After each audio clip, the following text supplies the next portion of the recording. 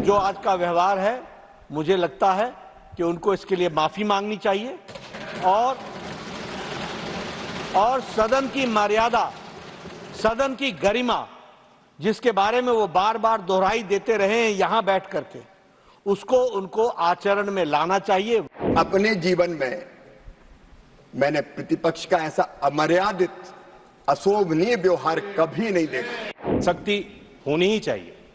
दोबारा एक बार मौका हो, एक बार कोई गलती करता है तो मानी जाती है। बार बार अगर संयोजित तरीके से सदन में खलल डालना ताकि देश का एजेंडा देश के आगे हम लोग पेश ना कर पाए, इसके खिलाफ भी कार्रवाई होनी चाहिए। हम जनता से अपील करते हैं, हम आपसे निवेदन करना चाहते हैं कि आपातकाल जो लगाने वाले लोग हैं, जो लोकतंत्र के विरोधी लोग हैं, उन लोगों पर आप सख्त से सख्त कार्रवाई करें। सभापति का मजाक उड़ाना, आपने तो उनको बहुत बार आपने तो बहुत बार उनको टोका, लेकिन बहुत बार इन्होंने दे दिया आपको ही धोखा। जो आपने कहा वो उसके साथ नहीं सिर्फ सत्ताधारी दल बल्कि पूरा देश आपकी बात के साथ खड़ा है। और जिस तरीके का व्यवहार उस तरफ से हुआ है वो बहुत ही अशोभनीय है और वो बहुत ही गैर जिम्मेदाराना है। मुझे बड़े स्पष्ट दिख रहा है कि वह राजनीति में धरातल पर स्तर से इतने नीचे आ गए हैं कि वह पार्टी का विरोध करते करते, व्यक्ति का विरोध करते करते अब देश का विरोध करने लगे और देश में वह विघटनकारी शक्तियां जो देश को खंडित करना चाहती हैं, विभाजित करना चाहती हैं, तकलीफ में डालना चाहती हैं, उनके साथ प्रत्यक्ष और परोक्ष में हमें जब विपक्ष की आवाज दिखती है तो मुझे यह संशय होता है कि वह राष्ट्रीय पार्टियां, वह प्रादेशिक पार्टियां, क्या उनका एजेंडा देश को कमजोर करने का बन गया है। और आज जिस तरीके का जो आपने कहा टॉप ब्रास, वह इस बात को इंगित करता है कि सारी लीडरशिप इस बात से सहमत है कि वह किसी भी कारण से हाउस न चले, इसके लिए वो प्रेरित होती है। जो आज का व्यवहार है, मुझे लगता है कि उनको इसके लिए माफी मांगनी चाहिए और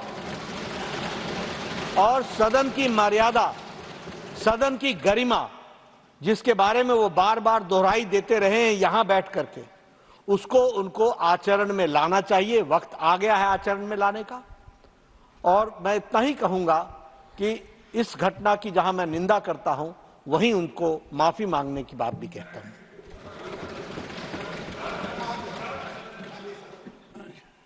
माननीय शिवराज सिंह जी चौहान। माननीय सभापति महोदय, ये सदन केवल ईंट और गारों का भवन नहीं है, लोकतंत्र का पवित्र मंदिर है। माननीय सभापति महोदय, मैं 6 बार लोकसभा का और 6 बार विधानसभा का सदस्य रहा हूं। 12 बार मैं या तो विधानसभा में या लोकसभा में आया हूं, लेकिन अपने जीवन में मैंने प्रतिपक्ष का ऐसा अमर्यादित, अशोभनीय व्यवहार कभी नहीं देखा। आज मन व्यथित वेदना से भरा हुआ है। ये केवल आसंदी का अपमान नहीं है, ये देश के लोकतांत्रिक मूल्यों का अपमान है, ये लोकतंत्र का अपमान है, ये संविधान का अपमान है।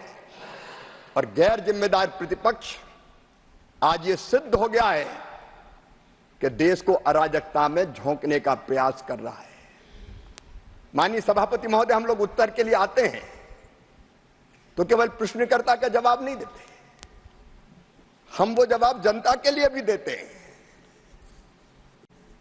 लेकिन आज प्रश्नकाल में ये जो व्यवहार किया है, सचमुच में इसका दूसरा कोई उदाहरण नहीं मिलता। और जैसा कि आदरणीय सदन के नेता ने कहा है, इसके लिए प्रतिपक्ष को माफी मांगनी चाहिए। उन्हें सारे सदन को शर्मसार किया है, देश को शर्मसार किया है। अपनी बात यहाँ रखी है, ये बात आपकी नहीं सर, सदन की है। और नेता सदन माननीय शिवराज जी और हमारे देश के पूर्व प्रधानमंत्री, इस सदन के सीनियर मोस्ट सदस्य श्री देवेगौड़ा जी के बात से मैं अपने आप को शामिल करता हूँ। सर, सीनियर मेंबर ने जब आपको एक कॉलीग डिस्क्राइब किया, सर जिस पदभार को आप संभाल रहे हैं उसकी अपनी मर्यादा है।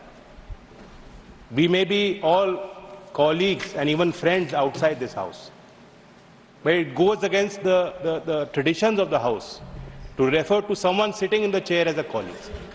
We must all abide by your decisions. और आप खुला संवाद करते हैं सर, चेयर पे बैठ के आप सदस्यों को मौका देते हैं, अवसर देते हैं। जो आज आपने यहाँ बात रखी है, खास तौर से इमरजेंसी जो देश के लिए काला दौर था, ये सभी नौजवानों को, पूरे देश भर के लोग इस बात को देखें, इससे हमें सबक सीखना चाहिए। भारत सरकार ने जो पहल की है कि ये चीज इतिहास में दर्ज होनी चाहिए। हम रिवीजन नहीं कर सकते, ये देश के इतिहास का हिस्सा है, लेकिन उस इतिहास को जब तक हम जानेंगे नहीं तो बार बार ऐसी गलती दोहराने के लिए हम मजबूर होंगे। जो भी आपका फैसला, निर्णय होगा, मैं तो ये अपील करता हूं कि सख्ती होनी ही चाहिए। दोबारा एक बार मौका हो, एक बार कोई गलती करता है तो मानी जाती है। बार बार अगर संयोजित तरीके से सदन में खलल डालना ताकि देश का एजेंडा देश के आगे हम लोग पेश ना कर पाए, इसके खिलाफ भी कार्रवाई होनी चाहिए। सभापति महोदय,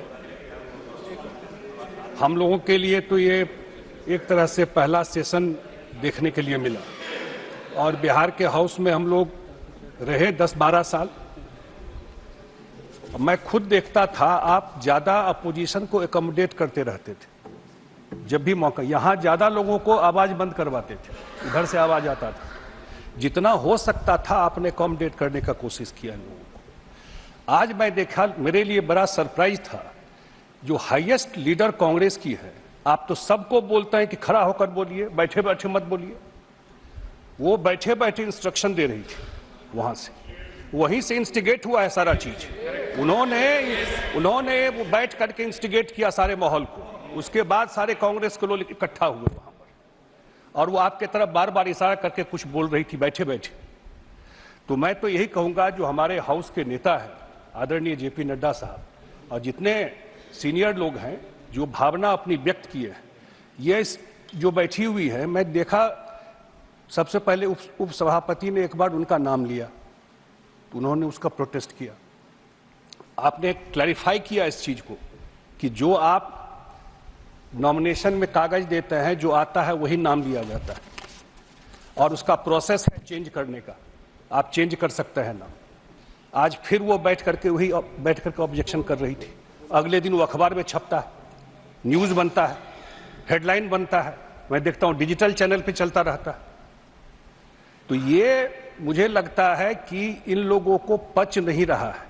नरेंद्र मोदी जी का तीसरी बार आना इन लोगों को पच ही नहीं रहा है कि कैसे हो गया इन चीज। सच्चाई ये है और कोई वजह नहीं है। इसीलिए हम सब लोग चाहते हैं कि आपका चेयर, आपका इंस्टीट्यूशन, जो जैन जी कह रहे थे, कॉलीग कैसे हो गए भाई? इस चेयर का अपना सम्मान है। आप वहां से डायरेक्शन देते हैं, आप वहां से रूलिंग देते हैं। तो मैं यही अपने तरफ से, अपने पार्टी के तरफ से यही निवेदन करूंगा कि क्योंकि ये बार बार ये होता रहेगा, और आप थोड़ा सॉफ्ट मत होइए सर, आप थोड़ा डंडा चलाइए, नहीं तो ये हमेशा ये दिक्कत होता रहेगा। आपको एक बार देखना पड़ेगा। मैं देखता हूं आप बहुत एकोमोडेट करते हैं, नॉर्मली ऐसा होता नहीं है। मैं देखता हूं वो लोग मजाक भी करते रहते हैं,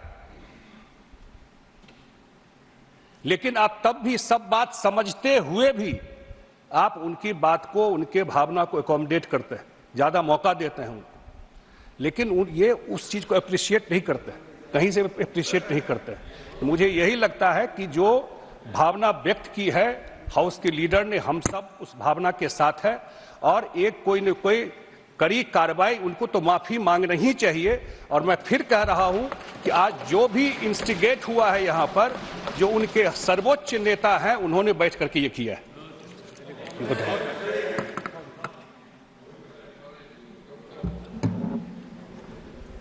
चेयरमैन सर, आज का दिन हमारे लिए बहुत बड़ा काला दिन है। लोकतंत्र को मतलब इसी तरह उनका मजाक उड़ाना, संसद का मजाक उड़ाना, सभापति का मजाक उड़ाना, आपने तो उनको बहुत बार आपने तो बहुत बार उनको टोका, लेकिन बहुत बार इन्होंने दे दिया आपको ये धोखा। बहुत बार आप इनको बहुत बड़ा चांद देते रहे। आपकी चेयर जो है, चेयर है, अपोजिशन हो, सत्ताधारी हो, तो सबके लिए है। सत्ताधारी पार्टी के माध्यम से आप चुनकर आए, बात सही है, लेकिन अपोजिशन को भी अपनी बात रखने का अधिकार है, लेकिन उनको भी नियम होते हैं। नियम की बात करने वाली नियम हमेशा तोड़ते रहे हैं, और आज मतलब उन्होंने बहुत ही गलत काम किया है। मैंने तो एक बार मांग किया था कि जो लोग रोज गड़बड़ करते हैं, 2-3 बार गड़बड़ किया ठीक है, चौथी बार गड़बड़ करेंगे तो उनको सस्पेंड करना ही चाहिए। उनको अगर यहाँ का काम नहीं करना है, बात नहीं करनी है, बात नहीं सुननी है, चेयरमैन का भी कुछ नहीं तो सुनना है, तो ऐसे लोगों को इधर रहने का क्या अधिकार है? मतलब ये लोगों को ऐसा लग रहा है कि मोदी जी तीसरे बार प्रधानमंत्री बन गए हैं, लोगों ने माना है, लोगों ने उनको मौका दे दिया है, लेकिन इनके मन में बहुत बड़ी जलन है। मतलब हमारा तो मोदी जी के साथ मिलन है, लेकिन उनको मोदी जी के बारे में जलन है, और इसीलिए मतलब ये लोग और कितनी भी कोशिश करे, मतलब अगली बार भी 29 को भी हमारी सरकार आएगी, 34 में हमारी सरकार आएगी, 39 में हमारी सरकार आएगी। क्यों नहीं सरकार आएगी? हम काम करते रहेंगे और आप भी वहां रहेंगे। जब तक आप रहेंगे तब तक आप तो तगड़े चेयरमैन हैं, सभापति है, हमारा भी सुनते हैं, उनका भी सुनते हैं, लेकिन हमसे ज्यादा उनका सुनते हैं। उसके बावजूद भी आपका ऐसा अपमान करना ठीक नहीं है। इसीलिए आज के घटना का मैं निषेध करता हूं। मेरी जो रिपब्लिकन पार्टी है, मेरी पार्टी बाबा साहब अम्बेडकर जी की पार्टी है। बाबा साहब ने संविधान बनाने में बहुत बड़ा योगदान दे दिया है, संसद को अपने अधिकार दे दिए हैं, अपोजिशन को अधिकार दे दिए हैं, सत्ता पक्ष को अधिकार दे दिए हैं। उसका मतलब उल्लंघन करना ठीक नहीं है। इसीलिए मतलब इनके ऊपर कार्रवाई होनी चाहिए। हर बार ये बाहर जाते हैं, और मतलब मैं अपेक्षा करता हूं कि हमेशा बाहर रहे और हम हमेशा अंदर रहे, यही हमारी अपेक्षा है। और इन्हीं शब्दों के साथ मैं जो भी कुछ हुआ ये ठीक नहीं है, इसका मैं निषेध करता हूं, धिक्कार करता हूं।